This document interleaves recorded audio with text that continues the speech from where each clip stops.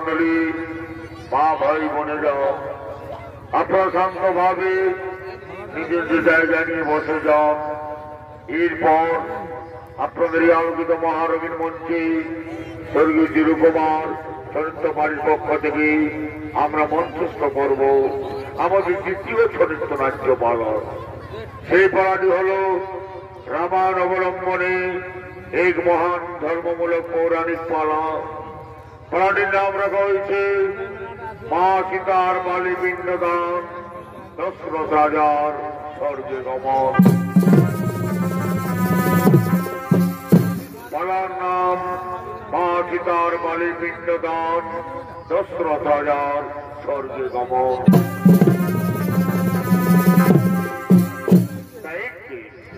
দায়িত্ব ভ্রমণী এবং তার জ্ঞানবতী জল বিবাদে ক্লান্ত হয়ে তারা ছুটে চলে আসছে।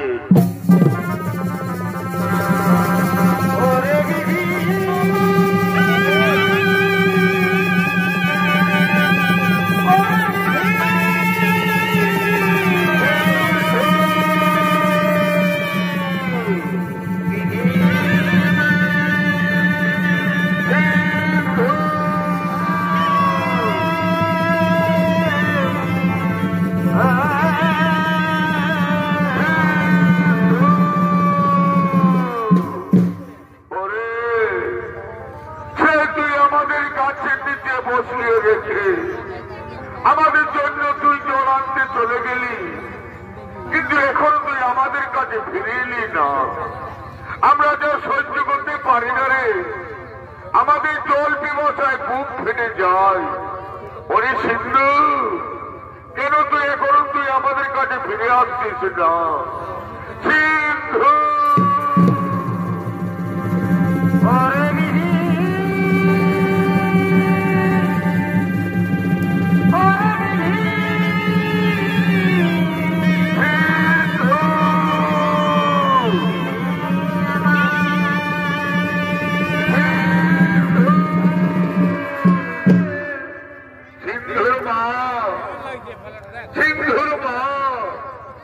আজ আমার মন বড় চঞ্চল।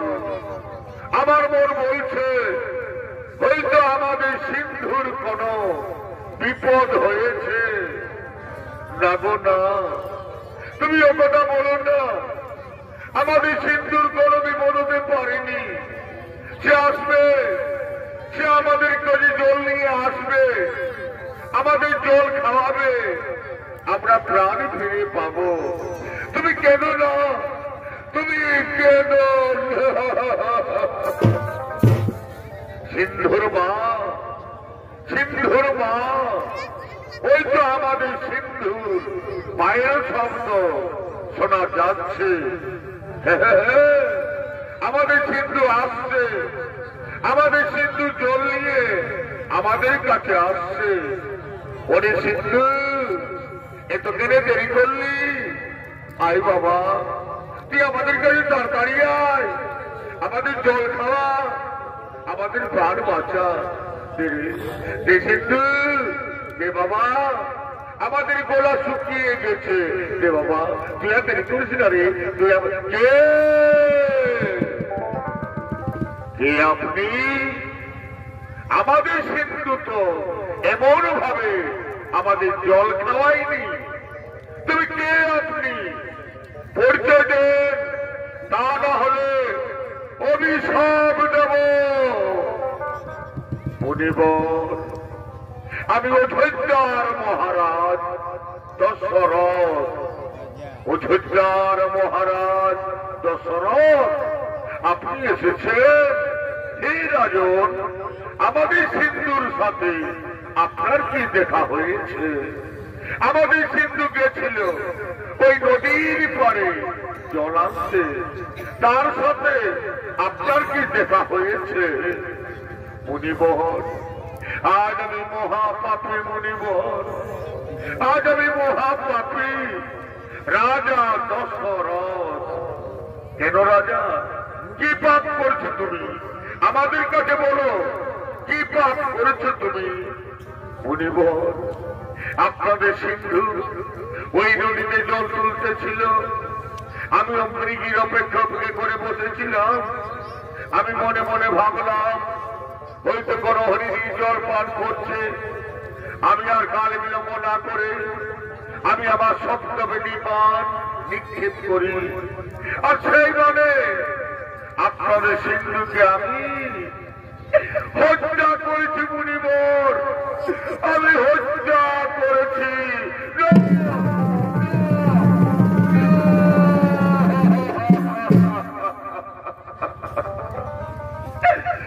কি করলে রাজা,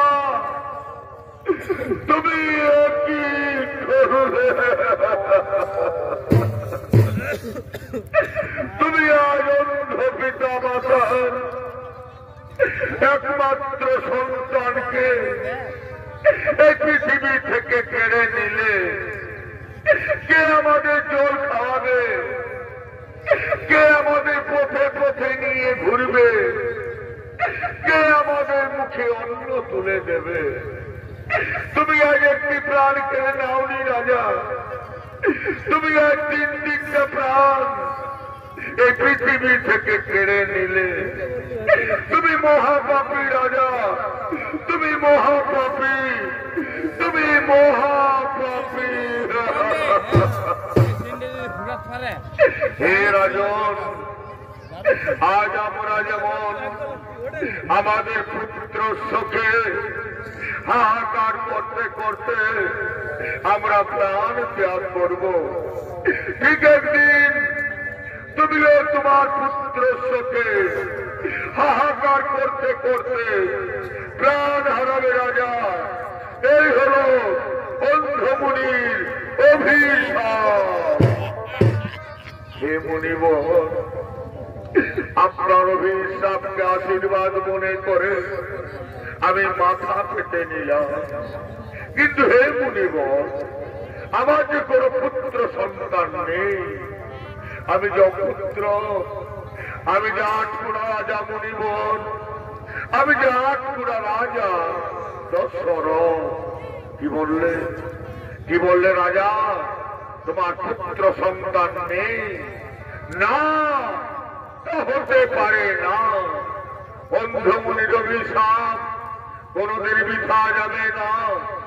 অচিরে তোমার গৃহে 4টি সন্তান হবে, আর সেই সন্তানের শোকে তুমি একদিন প্রাণ হারাবে রাজা। এই হল অন্ধমুনির অভিশাপ।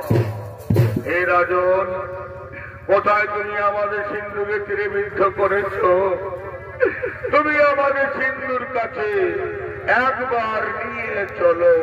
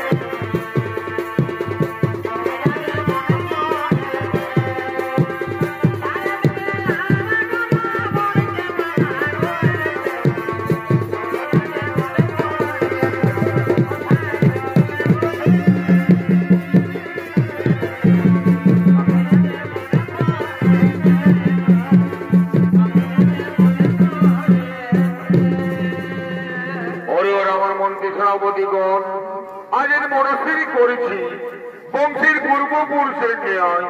আমি আমার জ্যেষ্ঠপুত্র রামচন্দ্রকে অযোধ্যা রাজা করে আমি বানপ্রস্থ সন্ন্যাসন করতে চাই। তোমাদেরই মতামত আমার কাছে তোমরা প্রকাশ করো ভাই। মহারাজ, এ তো অতি উত্তম প্রস্তাব মহারাজ।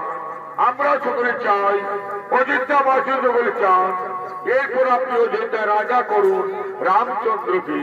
তাতে আমরা সকলে আনন্দিত আছি মহারাজ। ওরে ওরা আমার মন্ত্রী সেনাপতিগণ, তার জন্য এই মুহূর্তে অযোধ্যার পদে ঘরে ঘরে সংবাদ জানিয়ে দাও, কাল শুক্রবারে আমার জ্যেষ্ঠপুত্র রামচন্দ্র হবে অযোধ্যা রাজা। তারা যেন সকলে অযোধ্যা রাজ দরবারে আসেন, আমার ছেলে রামকে সকলে আশীর্বাদ দিন। তাই জন্য এই মুহূর্তে অযোধ্যার প্রতিটি ঘরে ঘরে সংবাদ জানিয়ে দাও। তাই হবে মহারাজ, তাই হবে।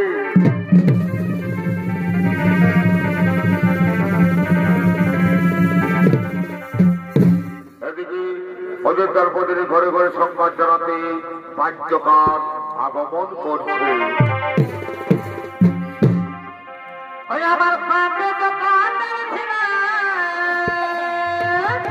রাম রাম রাম রাম রাম রাম রাম রাম।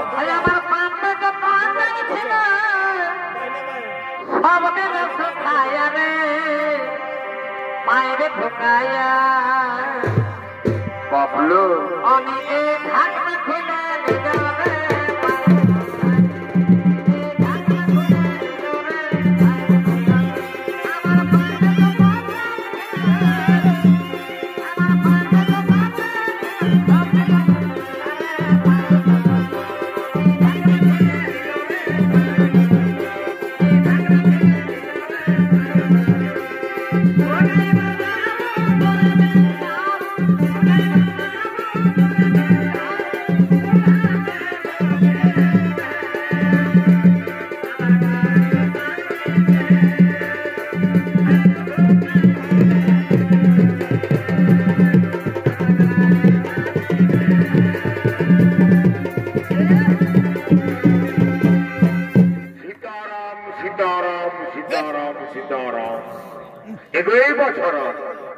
তোরা বেড়ি থাকে আগে বলছি গো, তোমরা দেখছো মাঝের গুজুর গুজুর গুজুর গুজুর আর পুজুর পুজুর করছি, আর কেউ কেউ মনে মনে ভাবছি পাশে ঘর থেকে যাবো নাকি। এই জন্য আমাদের পুরুলিয়ার কবি গান লিখেছে গো, যে ব্রিটিশের মন বুঝা পড়া যায়। সেই দাদারা তোমরা জানো তোমাদের কাছে আমি কেন এসেছি? তোমরা প্রচুর জানো। তোমরা হয়তো মনে মনে ভাবছো যে তোমাদের গ্রামে কাল ফুটবল খেলা হবে। ভালো করে মরবে। আমার মনে হচ্ছে সালা মদ গাঁজা দিলছে খায়ে সব ভুলিয়ে যাচ্ছে। কাল অযোধ্যা দশরথ রাজার বেটা রাম রাজা হবে। এই জন্য সবাইকে নিমন্ত্রণ করতে আসিছি। শোনো মা বোন, সকলকে জানাচ্ছি কালকে তোমরা সবাই অযোধ্যা রাজ দরবারে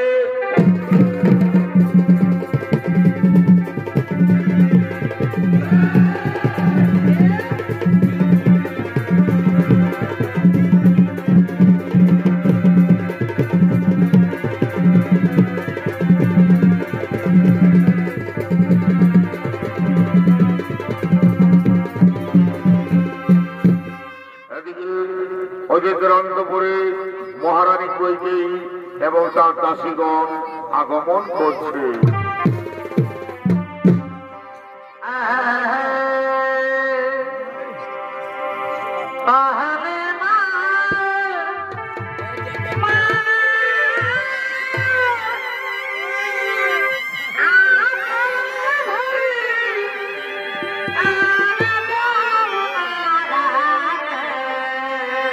अच्छा अच्छा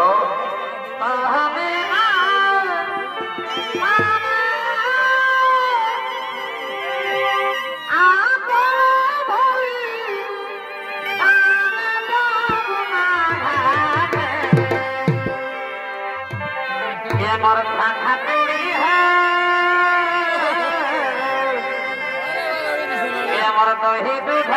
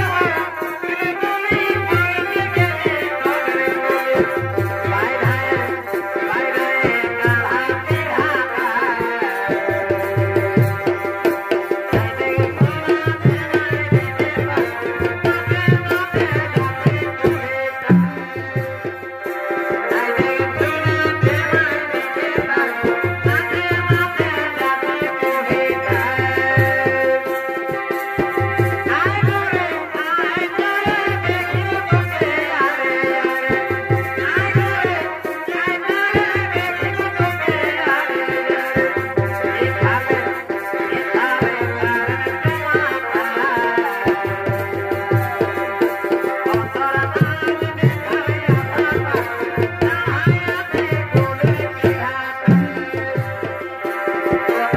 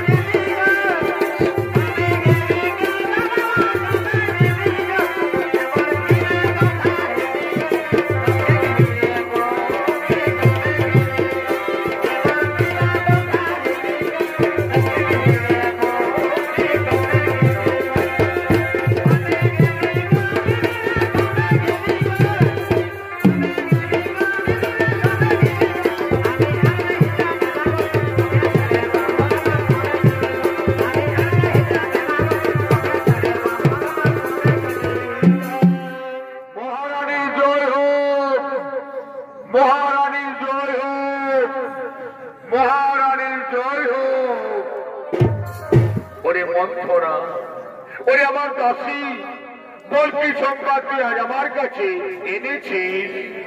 মহারানী, কাল অযোধ্যা রাজা হবে রামচন্দ্র, এই সংবাদ আমি তোমার কাছে এনেছি। ওরে মন্থরা, একটু অতি আনন্দের সংবাদ তুই আজ আমার কাছে এনেছি। অযোধ্যা রাজা হবে রামচন্দ্র, এই থেকে আমার কাছে কি আনন্দের সংবাদ হতে পারেনি মন্থরা?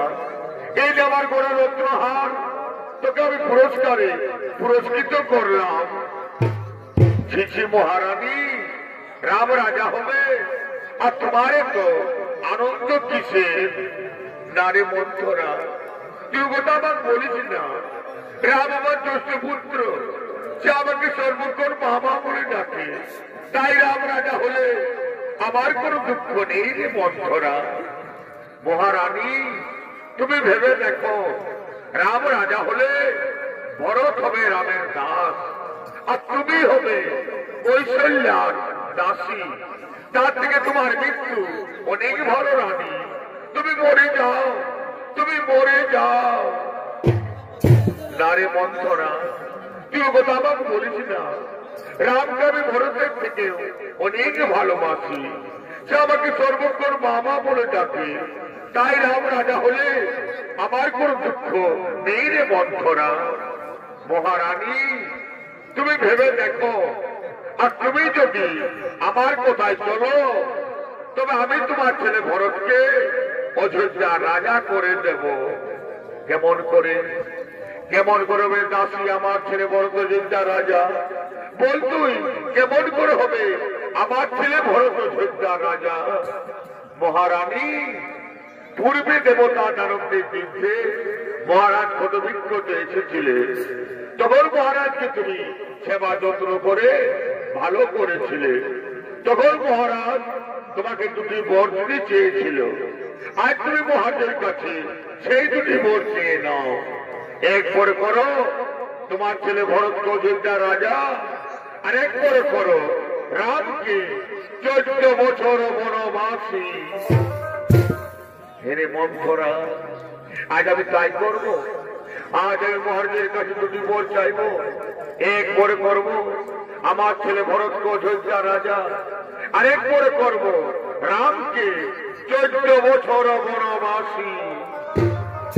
মহারানী, তুমি তোমার অলঙ্কার খুলে ফেলো, তুমি মাটিতে পড়ে থাকো, তবেই তুমি মহারাজের কাছে ওই দুটি বর পাবে। ওই তো মহারাজ তোমার কাছেই আসছে। এখন আমি আসি রানী, এখন আমি আসি। মহারানী, মহারানী, মহারানী। একই রানী, কেন নন্দের দিনে মাটিতে পড়ে আছো? কেন তোমার সর্বাঙ্গ অলঙ্কার নেই? কেন তোমার চোখে শ্রাবণের ধারা হয়েছে? তোমার কি কোন অসুখ করেছে, নাকি তোমাকে কেউ কোনো করেছে অপমান? না রাজা, না, আমার করেনি কোন অসুখ, আমাকে কেউ কোনো করেনি অপমান। আজ আমি নিজের জ্বালায় মরতে চাই রাজা। এই কইকেই আরো জিন্দায় বেঁচে থাকবে না রাজা। তুমি কইকেইকে মরতে দাও, তুমি কইকেইকে মরতে দাও। না রানী, না, আমি তোমাকে মরতে দেব না। তুমি আমার নয়নের মণি, তুমি আমার অন্তরের আলো, তুমি আমার সর্বশ্রেষ্ঠ রানী। আমি তোমাকে সমস্ত রানীর থেকে ভালোবাসি রানী। তাই বলো, আজ আনন্দের দিনে তুমি আমার কাছে কি চাও? তুমি আমার কাছে যা চাইবে আমি তোমাকে তাই দেব হাসি মুখে। রাজা, তোমার মনে আছে পূর্বে দেবতা দানবদের যুদ্ধে তুমি ক্ষতবিক্ষত এসেছিলে, তখন আমি তোমাকে সেবা যত্ন করে ভালো করেছিলাম। তখন তুমি আমাকে দুটি বর দিতে চেয়েছিলে। আজ আমি তোমার কাছে সেই দুটি বর চাই রাজা। বলো, তুমি আমাকে সেই দুটি বর দেবে? রানী, আমি আমার রামের নামে শপথ নিয়ে বলছি, তুমি আমার কাছে যা চাইবে আমি তোমাকে তাই দেব। বলো রানী, বলো তুমি আমার কাছে কি পেলে আজ আনন্দিত হবে? রাজা, আমি চাই এক করে করুন আমার ছেলে ভরতকে অযোধ্যা রাজা, আর এক করে করুন রামকে 14 বছর বনবাসী।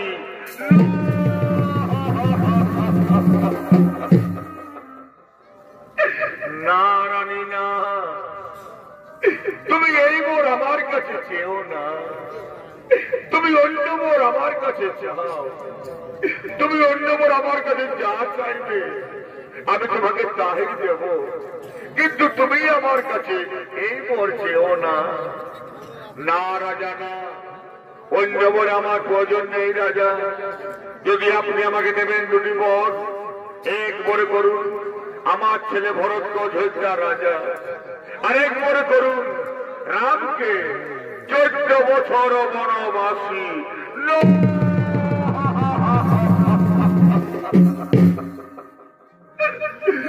কোথায় বজ্র তুমি?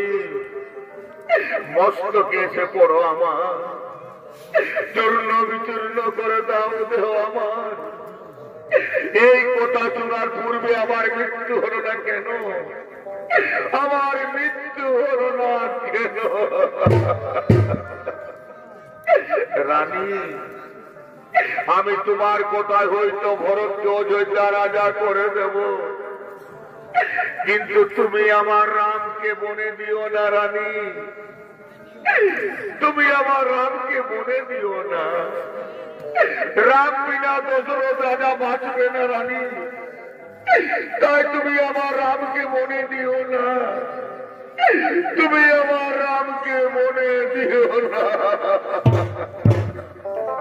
পিতা, পিতা, পিতা, একই পিতা কেন সিংহাসন ছেড়ে মাটিতে পড়ে আছে? কি হয়েছে আপনার? কেন আপনি আমার সাথে কথা বলছেন না? মা, মাগো, তুমি তো সকলেই জানো মা, কি হয়েছে আমার পিতা? কেন উনি আমার সাথে কথা বলছেন না? ওরে রাম, তোর পিতা আজ আমার কাছে অঙ্গীকার আবদ্ধ। আজ আমি ওনার কাছে 2টি বর চেয়েছি, এক করে করতে হবে আমার ছেলে ভরতকে অযোধ্যা রাজা, আরেক করে হবে তুমি 14 বছর বনবাসী। মা, এই কথা মা, এই জন্য আমার পিতা পড়ে আছেন মাটিতে। না পিতা না, উঠুন আপনি সিংহাসন গ্রহণ করুন। ভরতকে কোন অযোধ্যা রাজা, রাম হবে 14 বছর বনবাসী। হে পিতা, আজ আমার কি পরম সৌভাগ্য যে আমি আমার পিতা মাতার ঋণ শোধ করতে আমি চলে যাব 14 বছর বনবাসে। বিদায় পিতা, বিদায় মাতা, বিদায় অযোধ্যাবাসী, তোমরা আমাকে বিদায় দাও। রাম, তুই আমাকে ছেড়ে যাস রে রাম, তুই আমাকে ছেড়ে যাস। বিদায় পিতা, বিদায় মাতা, বিদায় অযোধ্যাবাসী। রাম,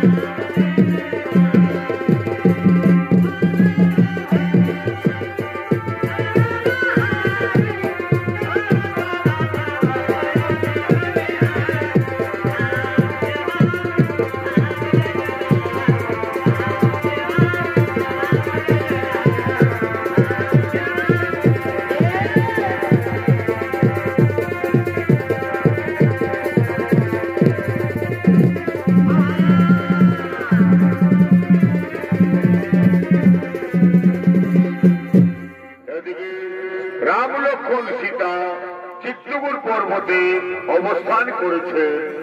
এদিকে ভরত শত্রুঘ্ন চিত্রকূট পর্বতে আগমন করছে।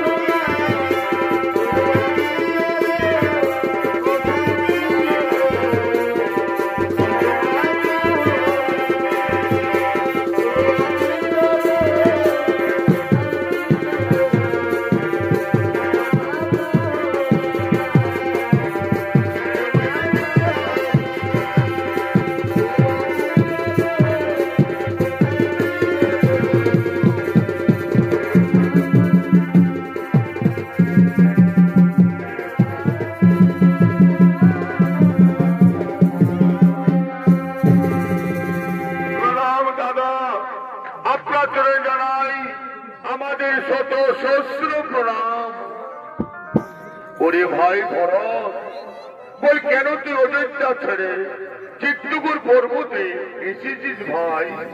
দাদা, আপনি অযোধ্যায় শূন্যকার হয়ে গেছে দাদা।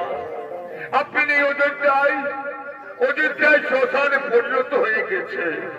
তাই তো আপনার কাছে আমরা এসেছি দাদা। ওরে ভাই ভরত, বললি তো আমার সকল কুশলে আছেন তো? আমার পিতা আমার মাতারা কেমন আছেন ভাই? দাদা, ও কথা আপনি বলবেন না দাদা। আপনি চলে গেলেন বনবাসে, আর আপনার পিতা আরাম করতে করতে তিনি চলে গেলেন স্বর্গবাসে। পিতা, ওরে ভাই ভরত, একই কথা শোনালে রে ভাই আজ আমাকে, একই কথা শোনালে রে ভাই আমাকে। দাদা, আপনাকে নিয়ে যে ফিরছি আমি অযোধ্যায়, আপনি আমার সাথে ফিরে চলুন।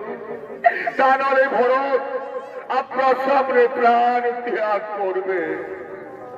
না রে ভাই ভরত, তুই কথা আমার বলিস না। আমি যে পিতৃসত্য পালনের জন্য 14 বছর এসেছি বনবাসে। আমি যদি অযোধ্যায় ফিরে যাই তবে সূর্য বংশের নামে কলঙ্কিত হবে। ওরে ভাই, তুই আমার আদেশে অযোধ্যায় ফিরে যা ভাই। দাদা, আপনার কথা আমি অমান্য করতে পারি না দাদা, কিন্তু আমি অযোধ্যায় ফিরব না। আমি ফিরব নন্দী গ্রামে। আপনার পায়ের পাদুকা আমার মস্তকে তুলে দিন, নিয়ে যাব নন্দী গ্রামে। সিংহাসনে বসাব আপনার পাদুকা, আপনার পাদুকায় হবে রাজা, আমি কেবল উপলক্ষ মাত্র। ওরে ভাই, এই কথা এই না আমার পায়ের পাদুকা। দিন দাদা, দিন আমার মস্তকে তুলে আমি নিয়ে যাব নন্দী গ্রামে। দাদা, আজ ভরতের শেষ নিবেদন। আমি এক এক দিন গুনে গুনে 14 বৎসর পার করব। যেদিন 14 বৎসর পূর্ণ হবে সেদিন যদি আপনাকে আমি না দেখি অযোধ্যায়, সেদিন আমি ভরত পৃথিবীতে বেঁচে থাকবি না দাদা। সেদিনে ভরত মরবে, তাকে কে রক্ষা করতে পারবে না। ওরে ভাই ভরত, আজ আমি তোকে কথা দিলাম রে ভাই, যেদিন 14 বৎসর পূর্ণ হবে সেই দিন আমি অবশ্যই ফিরবো অযোধ্যায়। এবার তুই ফিরে যা ভাই। বিদায় দাদা, বিদায় দাদা।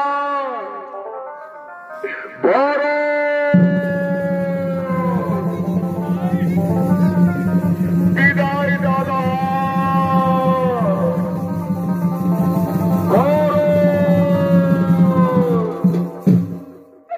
ওরে ভাই লক্ষণ, বড় চলে গেল রে ভাই। তার কাছে আমরা জানতে পারলাম আমাদের পিতা চলে গেছেন স্বর্গবাসে। তাই তো পুত্রের কর্তব্য হলো পিতাকে পিণ্ড দান করা। ওরে ভাই, আজ আমরা ভিখারি, আজ আমরা অরণ্যের মাঝারে মুনি পত্নীদের কাছে গিয়ে ভিক্ষে করব, তারপর আমরা আমাদের পিতাকে পিণ্ড দান করব। সীতা, তুমি এই ফাল্গুন নদীর তীরে বসে অপেক্ষা করো, আমরা এখন ভিক্ষে করে তোমার কাছে ফিরে আসবো। হে প্রভু, আপনি চলে যান ভিক্ষার্থে, আমি আপনার অপেক্ষায় বসে থাকবো প্রভু। আমি ঘরে ও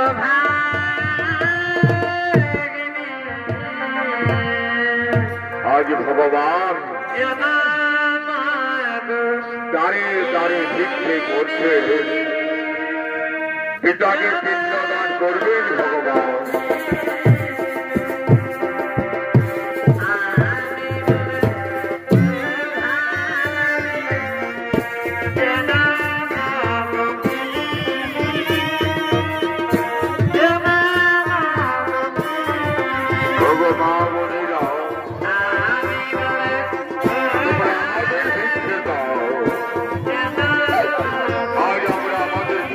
পিণ্ডদান করবো, তোমরা আমাদের ভিক্ষে দাও।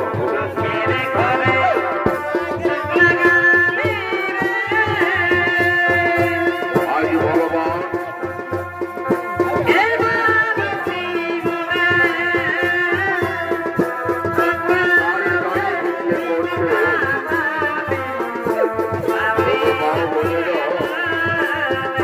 তোমরা আমাদের ভিক্ষে দাও।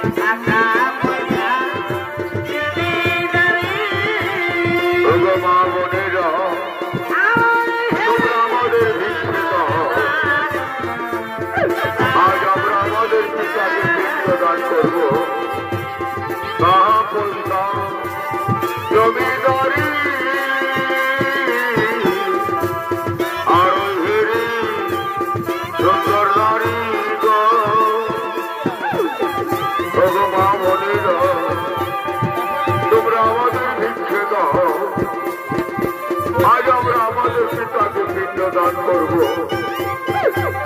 আজ আমরা আমাদের পিতাকে পিণ্ডদান করবো।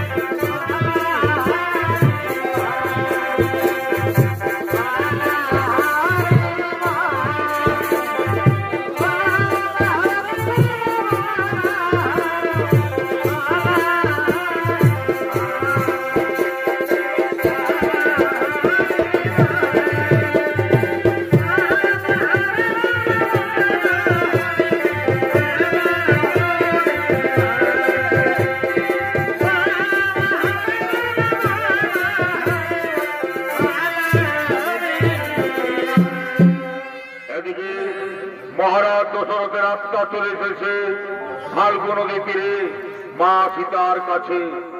এসে নিয়ে মহারাজ মা সীতাকে বলছেন, মা সীতা, মাগো আমি তোমার কাছে এসেছি মা। হে পিতা, আপনার জন্য আমার শতকোটি প্রণাম পিতা, আপনার জন্য আমার শতকোটি প্রণাম গ্রহণ করুন পিতা। তথাস্তু মা সীতা। হে মা সীতা, আমার ছেলে আমাকে পিণ্ড দান দেয়নি মা, তাই তো আমি স্বর্গে যেতে পারি না মা। আমার জন্য স্বর্গের দান চিরতরে বন্ধ হয়ে আছে। হে পিতা, আপনার ছেলেকে যে ভিক্ষে করতে উনারা ফিরে এলেই আপনাকে পিণ্ড দান করবেন পিতা। ততক্ষণ আপনি আমার কাছে বসে অপেক্ষা করুন পিতা। না মা সীতা, না, আমার কাছে বসে থাকার অপেক্ষার সময় নেই মা। আমাকে যদি দরকার পিণ্ড দান করা না হয় তবে আমি কোনদিন স্বর্গে যেতে পারবো না মা। তাই হে মা সীতা, তুমি আমাকে পিণ্ড দান করো মা। হে পিতা, আজ আমার কাছে কিচ্ছু নেই পিতা, আজ আপনার পুত্র বধূ ভিখারিণী, আমি আপনাকে কিসের পিণ্ড দান করবো পিতা। হে মা সীতা, তুমি আমাকে ফাল্গু নদী তীরে বালির পিণ্ড দান করো মা। আমি সেই বালির পিণ্ড খেয়ে এক্ষুনি চলে যাব স্বর্গবাসে। হে পিতা, হে, আজ আমি তাই করবো পিতা, আজ আমি আপনাকে বালির পিণ্ড দান করবো পিতা। সাক্ষী থাকে থাকে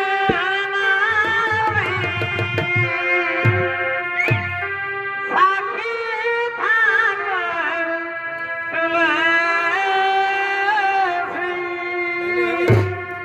ওরে ফাল্গু নদী, ওরে তুলসী, আজ তোমরা সাক্ষী থাকো।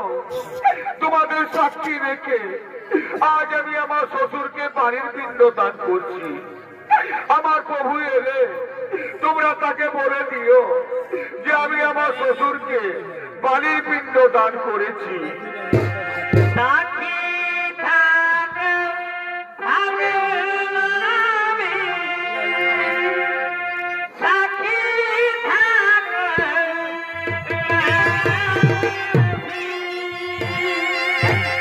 সাক্ষী থাকে মন জীবন শ্বশুরকে সাক্ষী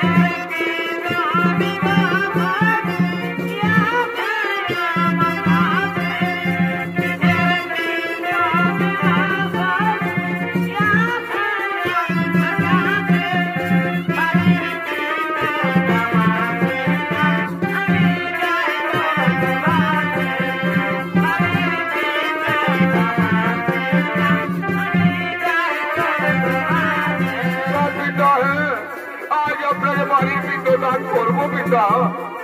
আজ আপনি আমার কাছে বসুন, আজ আমি আপনাকে বালির পিণ্ড দান করবো।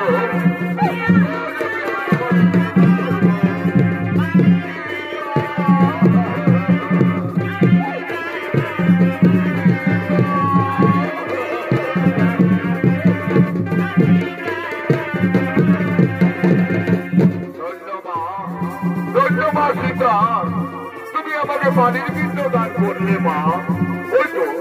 ওই তো স্বর্গের দ্বার খুলে গেল। এ মা, ওই তো স্বর্গের দ্বার খুলে গেল। এবার আমি চলে যাবো স্বর্গবাসে, এবার আমি চলে যাবো স্বর্গবাসে। এবার তুমি আমাকে বিদায় দাও মা, এবার তুমি আমাকে বিদায় দাও। না পিতা না, তুমি আমাকে ছেড়ে চলে যেও না পিতা। তুমি আমাকে চলে গেলে আমি আর বাঁচবো না পিতা।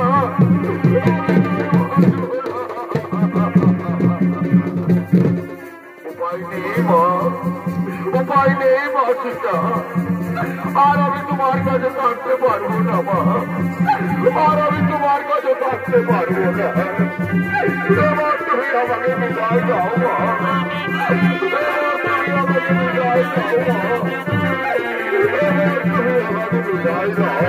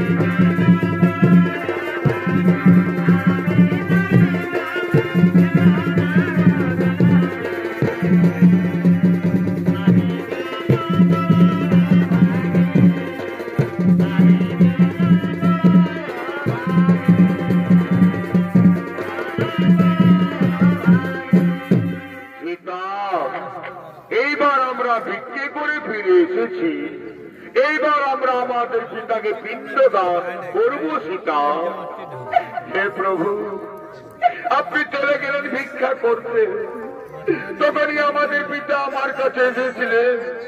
এই ফাল্গু নদীতে এসে উনি আমাকে পানির পিণ্ড চাইলেন, আমি ওনাকে পানির পিণ্ড দান করলাম, আর উনি চলে গেলেন স্বর্গবাসে। সীতা, কেন তুমি আমার কাছে মিথ্যা কথা বলছো? আমার পিতা তো এইখানে আসতে পারেননি। সীতা, না না প্রভু, না, আমি মিথ্যে কথা বলিনি প্রভু।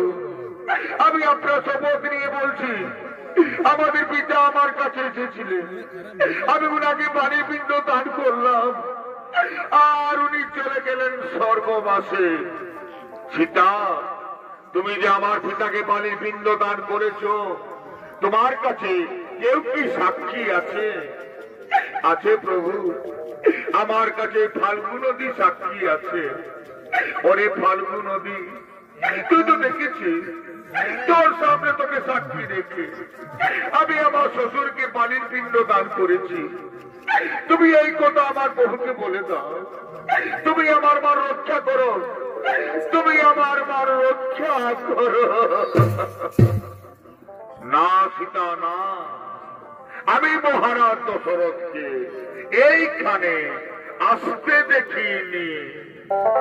কি বললে, কি বললে রে ফাল্গু নদী? তুমি দেখে নিও আমার প্রভুর কাছে মিথ্যা কথা বলে দিলে, তুমি দেখে নিও আমার প্রভুর কাছে আমাকে মিথ্যা বাণী সাজালে। ওরে ফাল্গু নদী, আজ আমি তোমাকে অভিশাপ দেব, তোর জোর কোনের উপরে পড়বে না, তুই হবে অন্তঃশিলা, তোকে কুকুর শিকার পার হবে, এই আমার অভিশাপ তোমাকে। বলো সীতা, আর কে সাক্ষী আছে তোমার কাছে? আছে প্রভু, আমার কাছে শিমল বৃক্ষ সাক্ষী আছে। ওরে শিমল বৃক্ষ, তুই তো দেখেছিস, তোর সামনে তোকে সাক্ষী রেখে আমি আমার শ্বশুরকে পানির পিণ্ড দান করেছি। তুমি এই কথা আমার প্রভুকে বলে দাও, তুমি আমার মা রক্ষা করো, তুমি আমার মা রক্ষা করো। না সীতা, না, আমি মহারাজ দশরথকে এইখানে আসতে দেখিনি। কি বললে, কি বললে রে শিমল বৃক্ষ? তুমি দেখে নিও আমার প্রভুর কাছে মিথ্যা কথা বলে দিলে, তুমি দেখে নিও আমার প্রভুর কাছে আমাকে মিথ্যা বাদী সাজালে। ওরে শিমল বৃক্ষ, আজ আমি তোমাকে অভিশাপ দেব, আজ আমি তোমাকে অভিশাপ দেব। তোর ফুলের সুগন্ধ থাকবে না, তোর ফুলের দেবতাদের পূজায় কোনদিন লাগবে না, এই আমার অভিশাপ তোমাকে। বলো সীতা, আর কে সাক্ষী আছে তোমার কাছে? আছে প্রভু, আমার কাছে মা তুলসী সাক্ষী আছে। মাগো, তুমি তো দেখেছো মা, তোমার সামনে তোমাকে সাক্ষী রেখে আমি আমার শ্বশুরকে বালির পিণ্ড দান করেছি। তুমি এই কথা আমার প্রভুকে বলে দাও, তুমি আমার মা রক্ষা করো, তুমি আমার মা রক্ষা করো। না সীতা, না, আমি মহারাজ দশরথকে এইখানে আসতে দেখিনি। কি বললে? মাগো তুলসী, তুমি মিথ্যা কথা বলে দিলে মা, তুমি দেখে নিও আমার প্রভুর কাছে মিথ্যা কথা বলেছিলে, তুমি দেখে নিও আমার প্রভুর কাছে আমাকে মিথ্যাবাদী সাজালে। হে মা তুলসী, আজ আমি তোমাকে অভিশাপ দেব, তোর কাজ যেখানে সেখানে বার হবে, তোমাকে কুকুরও ঘৃণা করবে, এই আমার অভিশাপ তোমাকে। বলো সীতা, আর কে সাক্ষী আছে তোমার কাছে? আছে প্রভু, আমার কাছে বটবৃক্ষ সাক্ষী আছে। ওরে বটবৃক্ষ, তুই তো দেখেছিস, তোর সামনে তোকে সাক্ষী রেখে আমি আমার শ্বশুরকে বালির পিণ্ড দান করেছি। তুমি এই কথা আমার প্রভুকে বলে দাও, তুমি আমার মা রক্ষা করো, তুমি আমার মা রক্ষা করো। হে মা সীতা, হে প্রভু রামচন্দ্র, আপনি চলে গেলেন ভিক্ষা করতে, তখনই আপনার পিতা মহারাজ এসেছিলেন ফাল্গু নদী তীরে। এতে নিয়ে মহারাজ মা সীতাকে বাড়ির পিণ্ড চাইলেন। মা সীতা মহারাজকে বাড়ির পিণ্ড দান করলেন। তখনই মহারাজ চলে গেলেন স্বর্গবাসে। এটা আমি নিজের চোখে দেখেছি প্রভু। আমি যে মনে করেন মিথ্যা কথা বলিনি প্রভু। মা সীতা যা বলেছেন তা সম্পূর্ণ সত্য ঘটনা প্রভু। ধন্য ধন্য রে বটবৃক্ষ, তুই আজ আমার মান রক্ষা করলি। তুই আজ আমাকে মিথ্যাবাদীর উপদেশ থেকে আমাকে বাঁচালে। ওরে বটবৃক্ষ, আজ আমি তোমাকে আশীর্বাদ দেব। সত্য ত্রেতা দাপর কলি, চার যুক্তি অমর হয়ে থাকবি। তোর পাতা তোর গাছ থেকে কোনদিন ধরে শেষ হবে না। তোর ছায়া থাকবে শান্তি শীতল স্নিগ্ধ। তোর ছায়া নিজে যেজন বসবে সত্যির শান্তি থাকবে। এই আমি তোমাকে আশীর্বাদ দান করলাম প্রভু। এবার তো আমি মিথ্যে বলিনি প্রভু, এবার আমি মিথ্যে বলিনি। উঠো সীতা, আমি প্রমাণ পেলাম সত্য তুমি আমার পিতাকে বাড়ির পিণ্ডদান করেছ। তাই নারী হয়ে জগতের বুকে পিণ্ডদান খ্যাতি যুগে যুগে মানবের মুখে অমর হয়ে থাকবে। এই আমি তোমাকে আশীর্বাদ দান করলাম। শুনো সীতা, শুনো ভাই লক্ষণ, এবার আমরা চিত্রকূট পর্বত ছেড়ে চলে যাব পঞ্চবটি বনে। আর দু হাত তুলে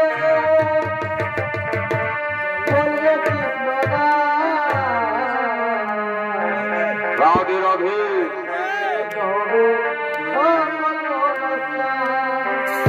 সীতারাম সীতারাম। আর দু হাত তুলে বললে